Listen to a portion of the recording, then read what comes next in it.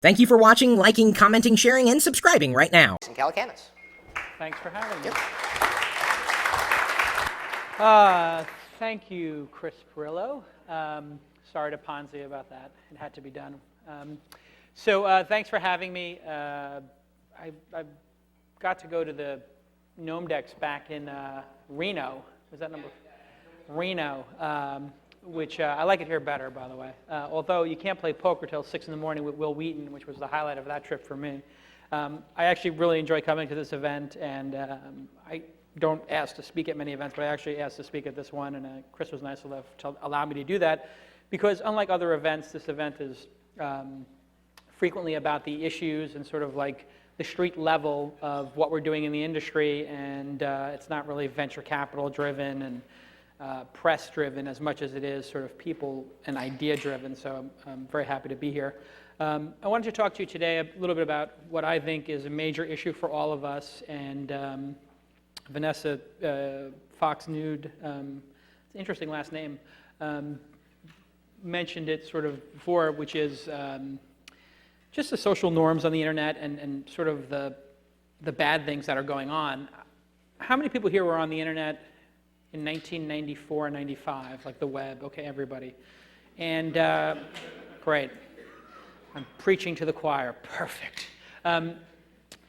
Back in those days, in order to put a website on the internet, you needed to have a certain level of technical know-how. As time went on, you needed to have technical know-how and at least money to hire people with technical know-how.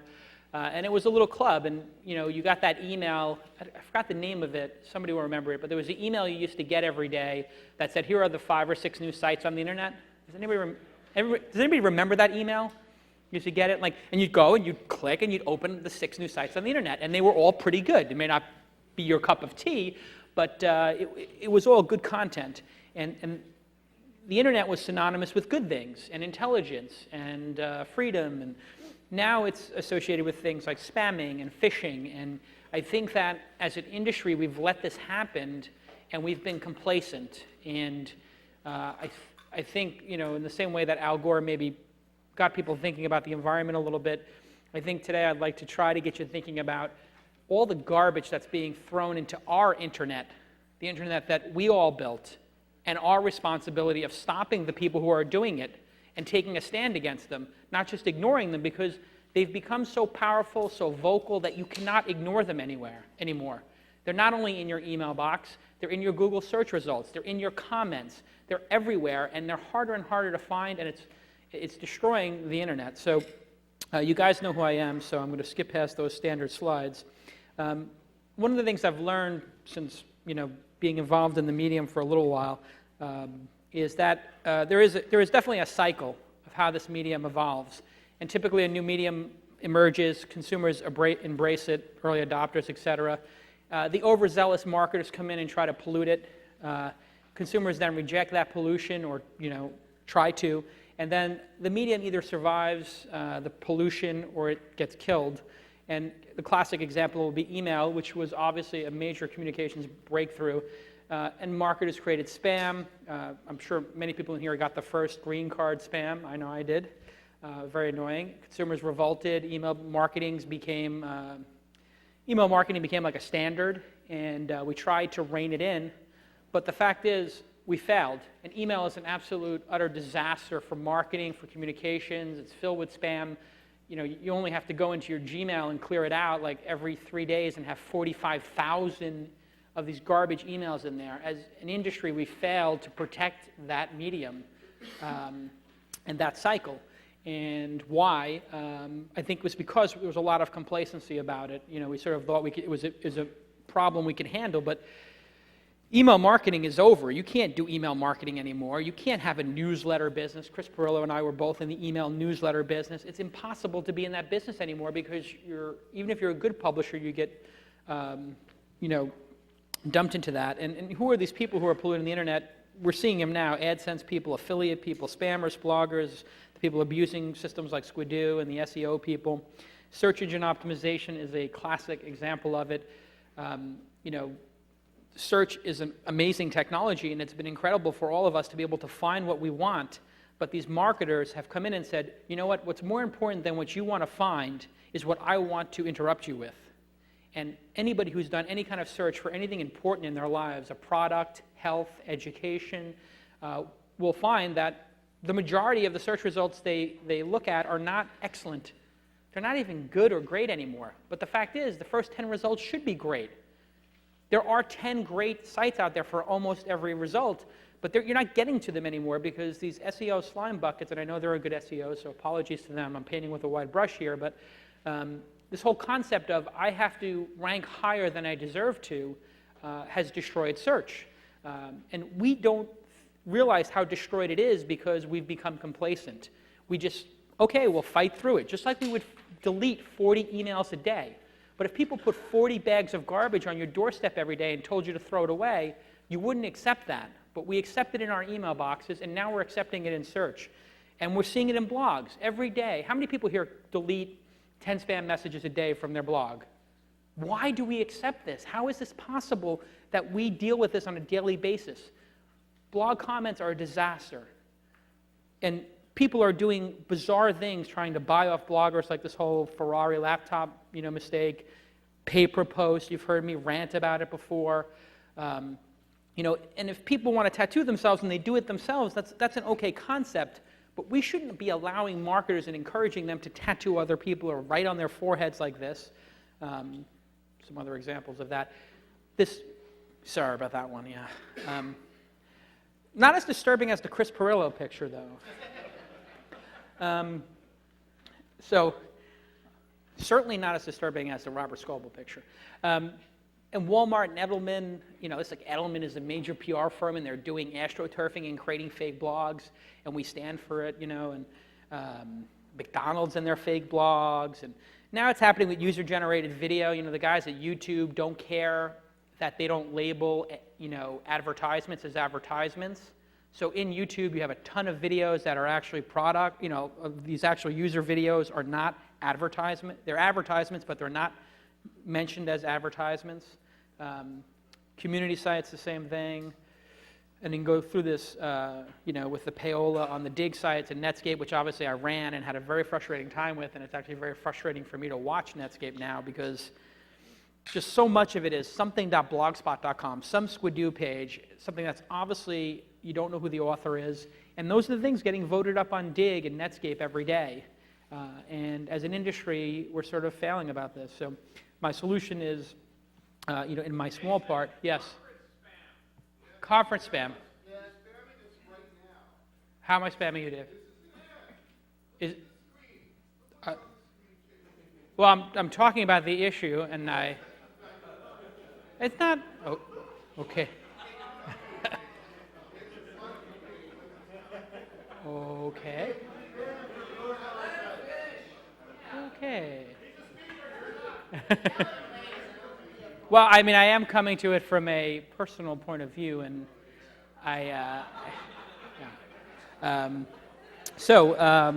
Dave always having an opinion, which I appreciate. Yes, I'm sorry, it's related to the work I do, but the work I do I'm very proud of, and the work I've done includes Netscape, the second largest social news site, includes Engadget and Joystick and Hackaday and a lot of blogs. So I think that it's kind of relevant. Some people might want to hear about it. So if they don't, I'll get off the stage. But I did start a new company, and it is called Mahalo, and it is tackling this issue of pollution and spam on the internet. And the approach I've taken to it is curation, hiring people to actually look at the search results and take out the spam. And as I was saying before, you don't realize exactly how much spam there is. Here's an ask page, and one of my pet peeves, as you guys know, is unlabeled advertising or deceptive advertising. And here, if you actually look at the first 3 results on Ask for Paris hotels, you can't even tell those 3 are ads. They're exactly the same as the ones, the organic result, which is actually the 4th result. There's a tiny little sponsored results there. And if you actually go through these are all spam sites. So if you start at the 4th one, the 5th one, the 6th one, the 7th one, and you go right down the line, it's entirely spam, except for Photos, which is a great site. and you go look at these sites, and you can tell a spam site. And if you think Google is better, it's not. It is better, but it's not. It's marginally better. Harrah's is a real hotel, and that's a disambiguation issue. But they have the same spam issues here, and in the top 10, they don't have actually any of the good sites. And so here is the approach I've taken with human beings, actually visiting the sites and organizing the search results. So they spend about 5 or 10 hours on these, each of these results. Very difficult task, obviously, because it costs a lot of money to do this, but we've done 9,000 of them already, and each of these pages obviously represents a couple of different searches. But the criticism we had, and this is sort of the entrepreneurial part of the presentation, was everybody said, I mean, you put an idea out there, like this idea of curating the web and taking out the spam, of course you get all the criticism in the world. People trying to tell you why your idea is not going to work. And people told me when we started Weblogs Inc. that will fail. Nick Denton told me it would fail. Jeff Jarvis told me it would fail. People tell you you'll fail, and then it's up to you as an entrepreneur to stick to your guns and refine and figure out, you know, when they do have objections, what are those objections and how to get through them. And the objection, of course, was, well, how are you going to scale this? And it was a pretty easy solution, which was we created something called the Greenhouse, which was allowing the public to write search results. Now, one of the issues I have about Web 2.0 is the fact that we all believe we should be, you know, crowdsourcing, but the people who are building these sites in large part don't get paid. And it's always interesting to me, you know, when people say we're going to, you know, build this site and have the public do all the editorial, they never say that the CEO or the developers are not going to get paid. It's always the writers who seem to be the ones who get left out in the cold, and the writing is going to be done by the public. So we actually decided we'd actually pay those people, and we had 800 people sign up to do that, and we've accepted 1,800 search results in the public. We thought we'd be accepting 10 of these a day. We're accepting 120 of them, and that's working pretty well. The other problem you know, I've had with search in the past is if you have a problem with your search result on Google, how do you you know, address that, right? I mean, if you think that you should be higher on the iPhone SERP at Google, the search engine result page, who do you talk to at Google about it? There's nobody to talk to about it. It's a completely you know, opaque process. They basically tell you hire an SEO. And so what we decided was we would let people submit links for each of these, a la like a Dig or a Delicious or a Netscape or a Reddit. But we would actually give them an answer. So if you submitted, you know, some iPhone review or something like that, we would actually look at them and determine if they were spam or accepted. And here you'll see some accepted ones, and then below it, some ones that we blocked. And we actually tell people we blocked this because it's not related, or we blocked this because it's too ad heavy, making those like really hard editorial decisions. People actually appreciate that. So today I wanted to show you a new piece of technology, and this is again related to entrepreneurial issues, which is sort of the one thing I know about since I've built a couple of companies at this point is, you know, when you build a product to go against a very big incumbent like Google, what I realized is you cannot get people to switch. It is the hardest thing in the world to get somebody to switch off something that is incredibly good. So what we did was we created an extension called Mahalo Follow, and we said, if you install this, and obviously you opt into it, and we have a hit, we'll open up a sidebar so you can compare our search result to Google Ask or Yahoo. So if you were on Google and did a search for digital camera, and we had a result, we'll actually pull it up in the sidebar. And actually, this is live now at follow.mahalo.com if you want to try it. And you can actually see how compelling a human result is, but we don't open it up if we don't have a result. So in terms of getting people to switch, we don't have to ask people to switch anymore. We can say, use whatever search engine you want, but if we have a result, we'll pop it up on the side here. And sort of a geek thing, we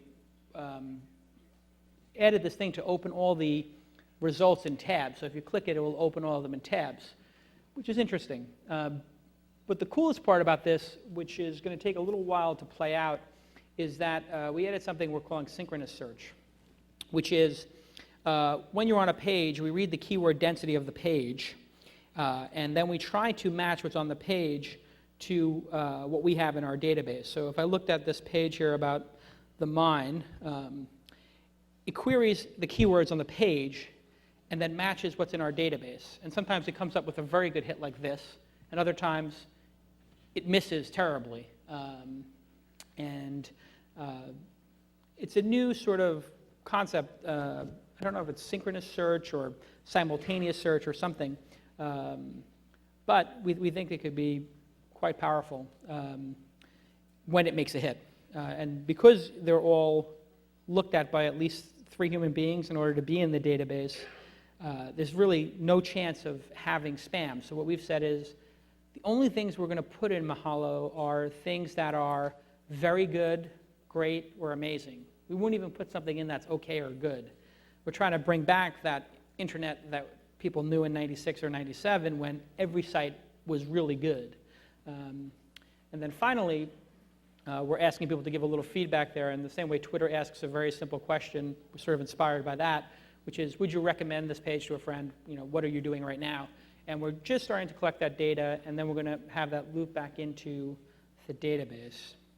And so that's what I'm working on. I'm sorry if it was too commercial, Dave, but I do think pollution on the internet is a major issue, and I do thought it might be interesting to talk about. So I'm sure people have questions. Yes?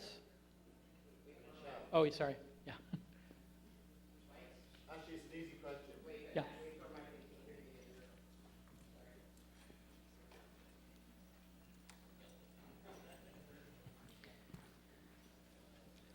So I'm Keith from Edge, and I'm sat next to my good friend here from Yahoo, and we just whispered to each other, isn't this the Yahoo directory? Yeah, that's a very good observation. There is a component of this that is similar to DMOZ. I would say more than the Yahoo directory, because Yahoo directory wasn't really maintained or edited by the public. So yes, there is a piece to that. I think it's also similar to the original About.com, which was called Mining Company. And I think it's an idea that the more polluted the web gets, the better this does and the more important it is. However, we're presenting stuff in a little bit more of a search metaphor as opposed to a directory metaphor, and directories were all-encompassing. So if you go to the Yahoo directory, you might get 500 results for a category or 300. That's not what people want. They probably want a search experience, 30, 40 links. So yes, similar, but not directly. And one of the things that I can say is a lot of times different ideas work at different moments in time. So if you wanted to send your mom or your brother or something who maybe isn't so tech savvy somewhere and have them experience no spam or SEO or bad things, where could you send them on the internet for that? It doesn't really exist anymore. The Yahoo directory has been polluted, and the DMOZ has been infiltrated by SEOs and isn't maintained anymore, unfortunately. So I think it is necessary. Simplistic, yes, but I hope elegantly simple. Hey, Jason. It's Deb over here. Oh, hey. I liked where you were starting with this and the fact that there is environmental pollution that we all have, I think, become complacent about. And you've approached it from a search perspective as a solution with a company. And I think it would be kind of interesting, at least for me, to hear from some folks in the room, from sort of a more of a movement perspective, what can we do as those who are out there to sort of, whether it's tactical attacking back at SEOs or really sort of being vocal about the fact that there is a lot of really great stuff out on the net in general. So have you thought about it in like the broader horizon with what you started with in terms of a movement that we as at the core can start doing? What I'm hoping is that people sort of pick up on that. I mean, it's like when an issue like pay per post comes out, and like you have 2 or 3 people in the internet who will complain about something. Like actually, Dave will speak up when he sees something he doesn't agree with, or I'll speak up. And a lot of times I wonder, like, maybe some folks like Dave or I or other people who speak up when they see something they think is inappropriate like that, and then nobody says anything. I wonder, like, maybe we're just, or maybe I can speak for Dave, but for myself, I wonder, like, maybe I shouldn't give a shit, Maybe I shouldn't get so riled up when I see something like pay per post, But then I think about it and say, we sort of, very instrumental in making blogging, some more than others, certainly, and you can't let people come into your town, walk into the middle of the well, and then piss in it. because that is more convenient for them than going to the bathroom. And that's what we do, and I think so. It really is about speaking up mostly. You know, I was watching Squidoo over the year, getting more and more Squidoo spam. I don't know if anybody else was, but they were infiltrating Netscape with Squidoo spam, my personal blog. And then Mahalo started getting spammed by it. And I just said, you know what, why is Seth Godin allowing this to happen? Why is nobody calling Seth Godin out on this? And I emailed him about it 6 months ago. I said, I'm going to do a blog post on this. You got any comment? He's like, no. So, I mean, I think speaking up is the biggest thing. And then when people do something, you have to tell them, like, I really don't think that's appropriate. Well, I do think it is our job as sort of ambassadors and evangelists. And I think the paper post issue sort of did start. Some of these issues can take care of themselves. I think that the market does, you know, it's not going to work ultimately. But for me, it's more of a perception issue that. Jason, this is Aaron Brazell from technoseller.com. Hey, how you doing? Hey, how are you? Good. On July 18th, you and I had a little bit of a exchange on my blog regarding Yes. Mahalo. Yes. And I brought up at that point that WordPress was not in the Mahalo results, and you promised me that day in my comments that it would be by the end of the day. It is still not there. Now, I don't really care so much, but it is a major issue. And, Yeah.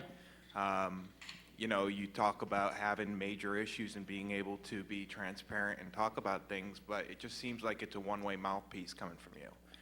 You just want to talk and not actually do. Well, we can't get to every search result immediately, and we're getting about 600 done a week. So the intention is never to have all of them.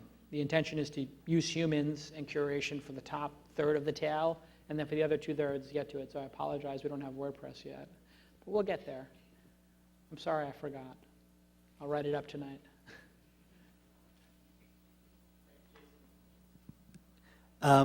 You were talking earlier in Vanessa's speech about shutting off comments, and because there was so much spam. And Yeah. then just now you said that the SEO and Google, you can't get to anybody. And with your thing that all I have to do is just call you up and say, hey, why is my SEO wrong? What stops me as a spammer from spamming Mahalo, and when is the point that you shut that off, and how is this any different than anything else? Great question. You noticed when we had people submitting links, they do that in that little box on the right, so they're contained in one area. Every time one of those links comes in, it goes to a human being who then looks at it. And it goes to the human being who is managing that page. And I've got about 50 people full-time doing this and 800 or 900 part-time. And probably we'll have 100 full-time by the end of the year, and a couple thousand hopefully part-time. And so they look at it, and then they ask themselves a very simple question. Is this a spam site, a bad site? Is it an amazing site? Or is it somewhere in between? And if it's an amazing site, they add it to the search result. If it's a horrible site or a spam site, they will not add it and possibly block it, remove it from the page. And if it's somewhere in the middle, they'll leave it there so people can see it in the recommend box. So everyone that comes in, we can handle. Hopefully, I mean, if it gets to the point where we can't handle it, maybe we'll have to recruit the public into helping a little bit more.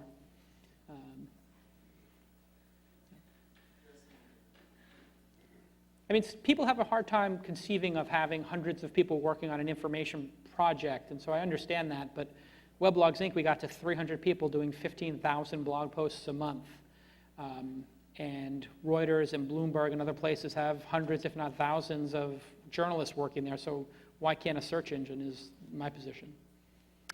Hey, Jason, on your comment about like people not pissing in your well, I certainly understand that perspective, but I feel like you've gated the community entirely, so I'm wondering if there's a compromise situation where, based on either some type of widget where there's more authenticated information about the person commenting, that you would move back to allowing comments with proven good citizens? I've done two things.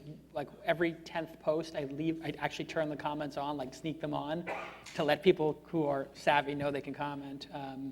And I'm looking at some solutions. I think Nick Denton's solution, although he's a lying piece of garbage,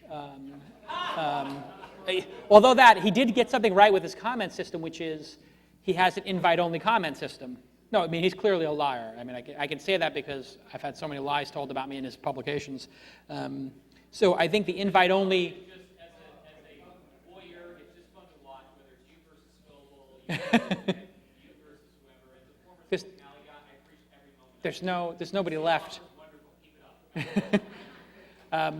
No, it's truly how I feel. I wouldn't say it, I'm not saying it to be hyperbolic or anything. I actually do feel he's a piece of garbage. But his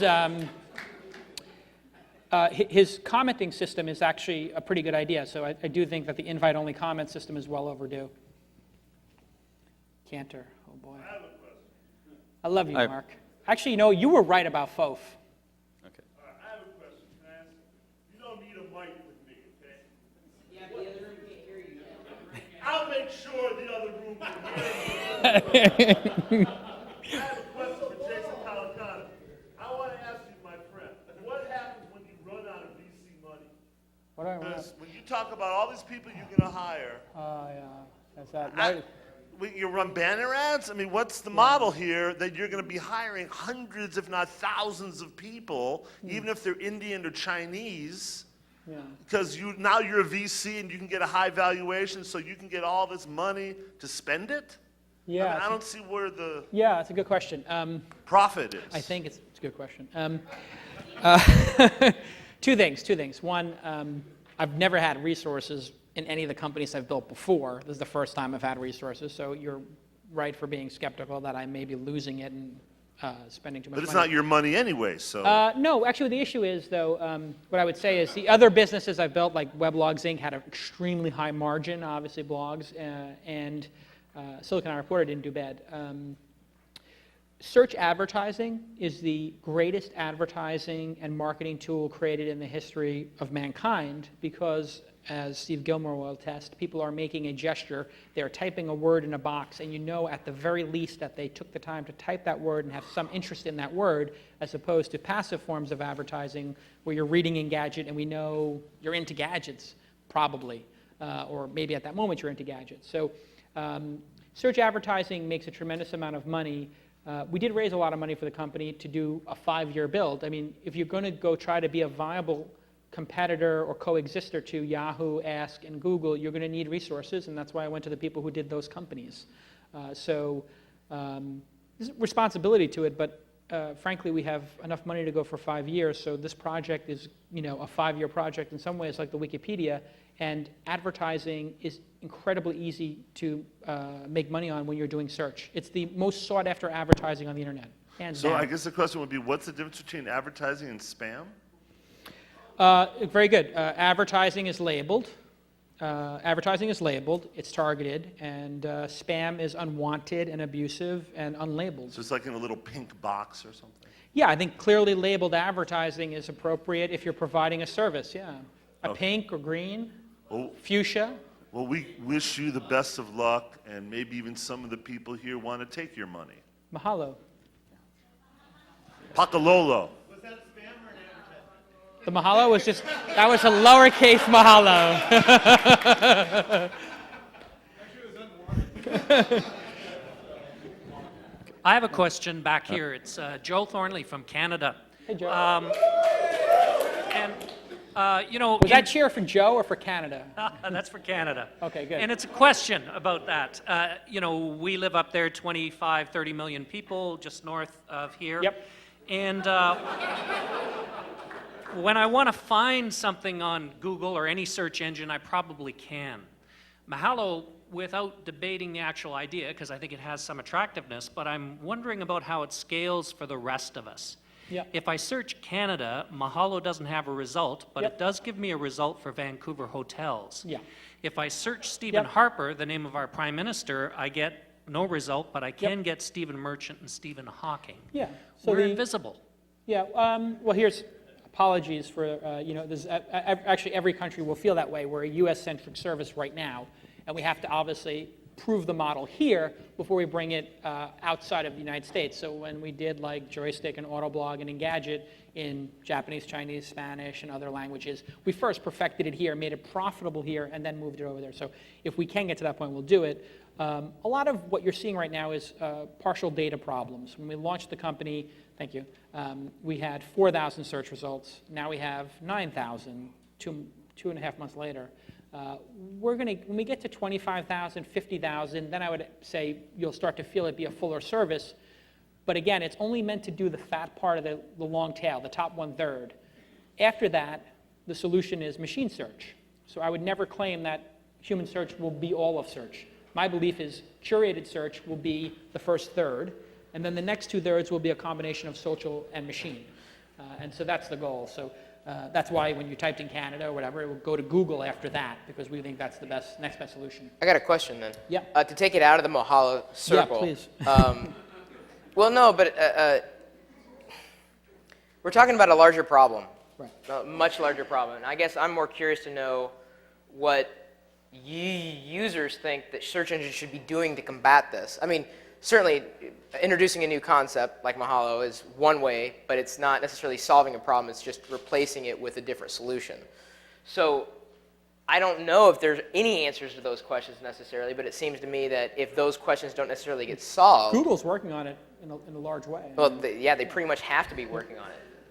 Yeah, exactly. So I don't know if the spam problem's ever going to go away. The question is how can a service like this ever necessarily trump all the other services out there? Any service, whether it's Mahalo or in general, if the problem is still there. Well, that's the job of an entrepreneur and their team is to try to make it work. I think if we can make it work for the top quarter or third of search, that will be enough. Certainly be enough to make it into a very large business. Jason, this is Joshua McKenty up from Canada as well. A lot of Canadians, I guess. Yeah. Our developers are in Canada. To take it even outside of search and just look at the web as a whole, people talked about what is spam versus advertising. I think you both skipped a really key piece, which is spam is anonymous, and that's sort of it's anonymous and it's not liable. And not to be too much of a geek, but the simple technology fix for this, I think, is IPv6. If everybody has a unique IP, you're not anonymous, you are clearly liable, and then all of the infrastructure we built in old-style journalism for slander and libel that says you're responsible for what you say, and you're responsible for stealing people's attention. We don't need a new solution, we just need to get back to the old solutions. Anonymity is perhaps, along with the banner ad, the biggest mistake we made in the architecture of the internet, I think a lot of people feel that way. I mean, well, it's definitely up for debate. I mean, How many people would like a unique identifier that uniquely identifies you with every practice? No, I didn't say that. I didn't say that. Jason. Nobody said that. Nobody said Jason, that. I have a... The point is, question, Jason. It's Kevin McAtee from Netflix. I'm curious, how do you screen your editors for their neutrality? For example, if you get a search query around does God exist, how do you make sure you're presenting all sides of that? that is, it's I mean, you're absolutely right. That is perhaps one of the biggest challenges. It's a very astute observation, and there is a roadmap for it, which is the Wikipedia, which is of course much maligned. But one of the things that they do very well, and that they strive at least very well towards, is having a NPOV, neutral point of view, and so we've done a lot of research into how they handle it, and everybody who works for us, because we have a paid relationship with them, and our paid relationship with them is greater than, say, them getting bought off or something like that. Everybody agrees that we're going to do this from an NPOV, and we don't allow people to work on search results that they have a position or a vested interest in, I should say, and we have multiple people look at each one specifically for bias.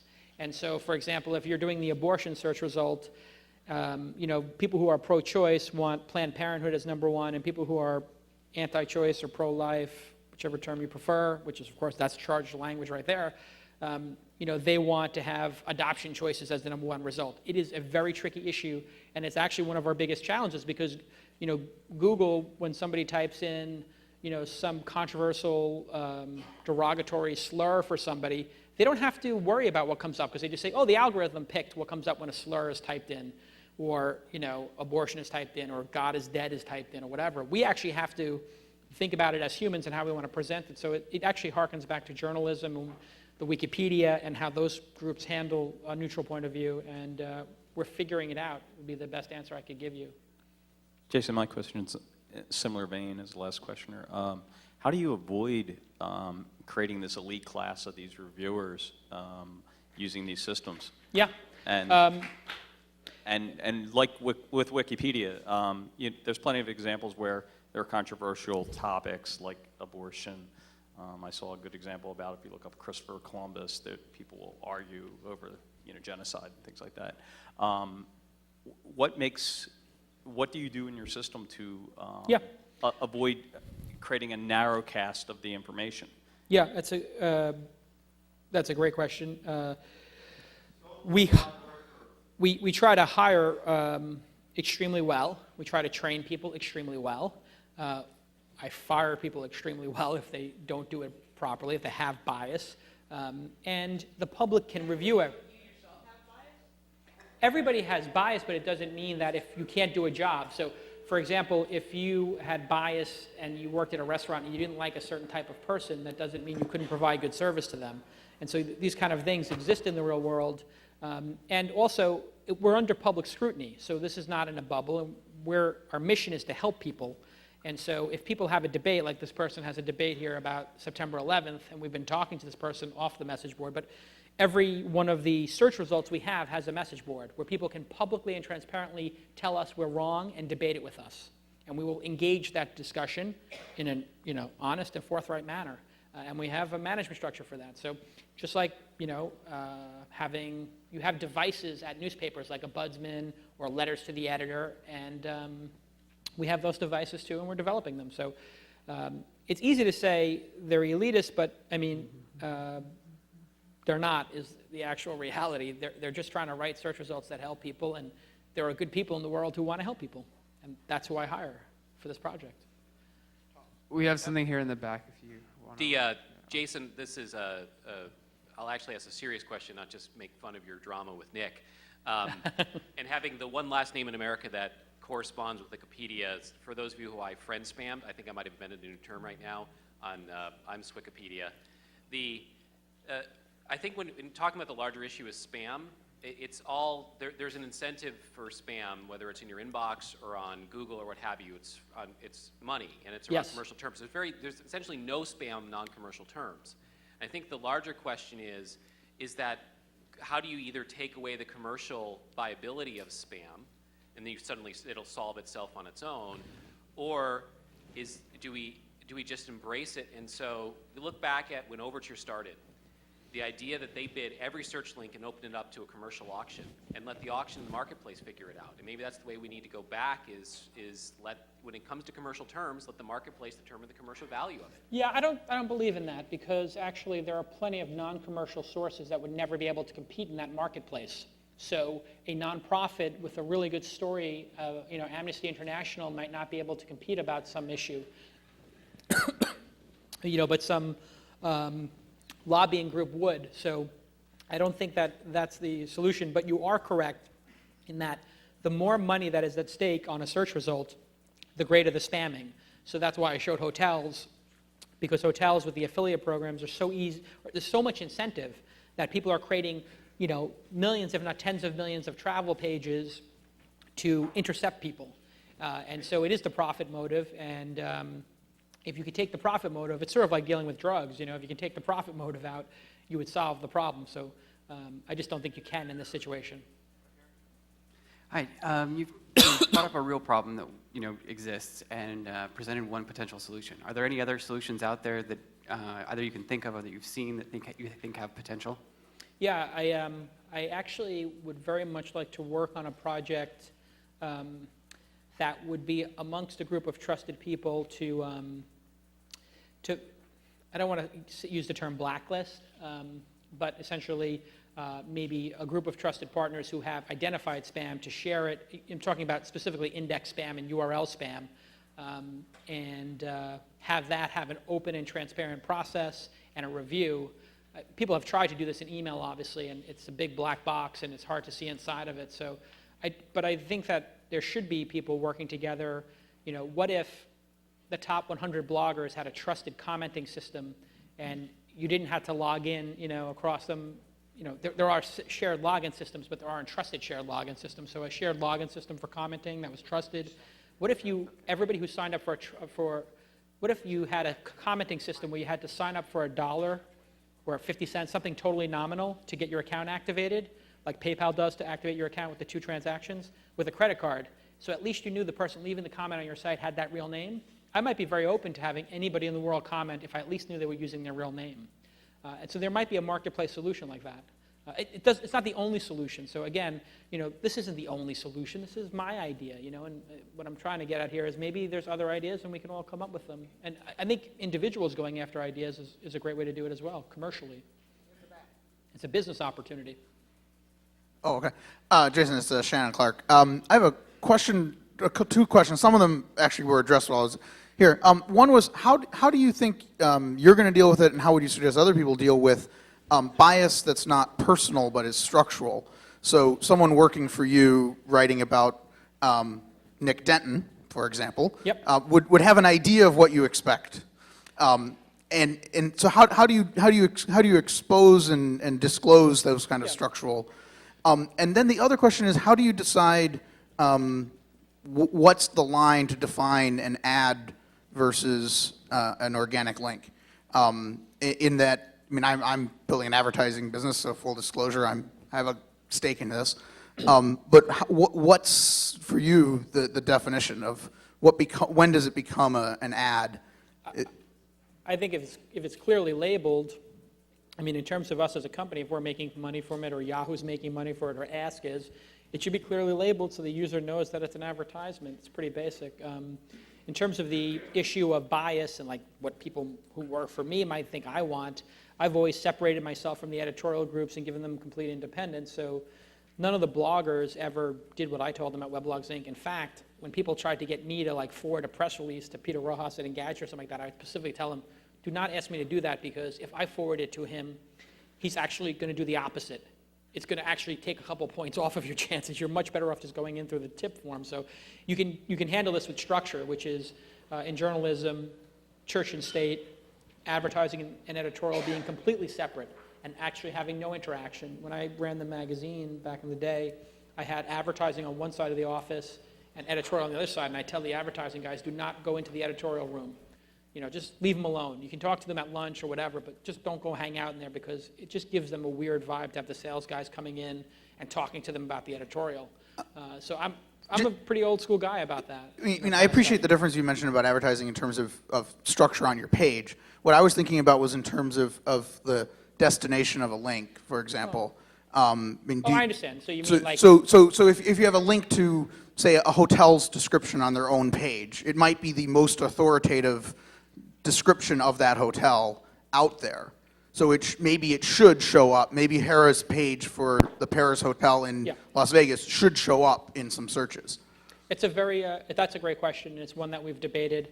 In that specific example, what we say is if the person if it's like a proper name or something like that, like Paris Hilton should get her official site, even if her official site maybe isn't as good as the Wikipedia page, because we just made an editorial decision that the number one slot should go to the official, and then the number two should go to the best editorial one, and we communicate that to our users. So it's a judgment call, but we have developed tests that we run through and we train our people for. Do we know who the author of the site is? Do we know their phone number or their address, or have they been publishing for more than a year? If you do simple tests like that, is there internet, is there domain registered by proxy? You go through a battery of a dozen tests like that, and spammers and bad sites tend to fall into 7, 8, 9 they fail 7, 8, or 9 of the tests, and the good people have a contact form on their site, and they're registered officially as a business or whatever. So we're developing tests to determine that, and we're transparent and open to public scrutiny. So if we do a bad job and the result sucks, the public's going to tell us, and more importantly, they're not going to use us. So that's one of the great things about running a transparent business. I think it's about time. Yeah. Yeah, it's about time. Trust me, I think it's about time. I'm watching.